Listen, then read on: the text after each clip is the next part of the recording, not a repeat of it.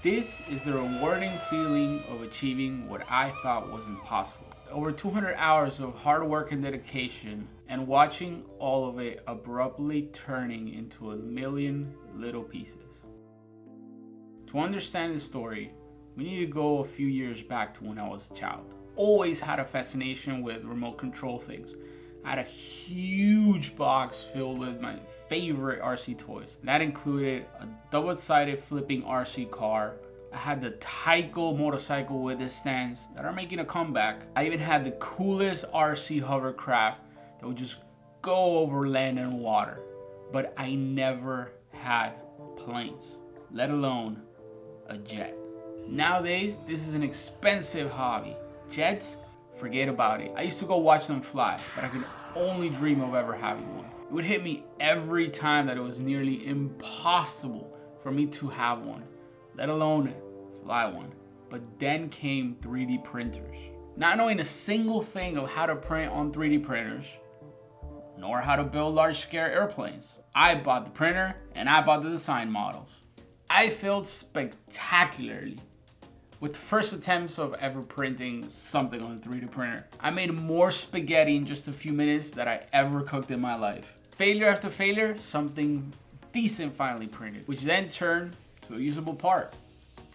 After a couple weeks of non-stop printing, I finally began to have a feeling inside of me of joy. Realizing that each piece that finished printing, I am making this. I'm actually making this. It's happening. With high hopes and zero expectations of it actually working, I began to put the pieces together. Not knowing a single thing of what I was doing, I was just following a YouTube video. There's definitely something very special and magical about making your own pieces that make up something larger, something bigger than you even imagined. I love that. As the plane started growing and getting bigger and bigger, I started thinking, there's no way this thing could fly. It's huge, it's heavy, I just don't know how. It wasn't until I finished putting electronics and went outside of the parking lot with my wife to test it, that it was finally sinking in. I made this. What I once thought was too expensive, impossible for me to ever have, what I once dreamed of, it is here. I made this. Beautiful, beyond words. The truth was, I was scared, petrified. Here it is, it's finally done. I'm in front of my family and friends. My fingers were shaking, not knowing if it's gonna fly or not, what's gonna happen. I mean, I had hyped up everybody to this moment, and now I don't know. More than 200 hours of my work and dedication.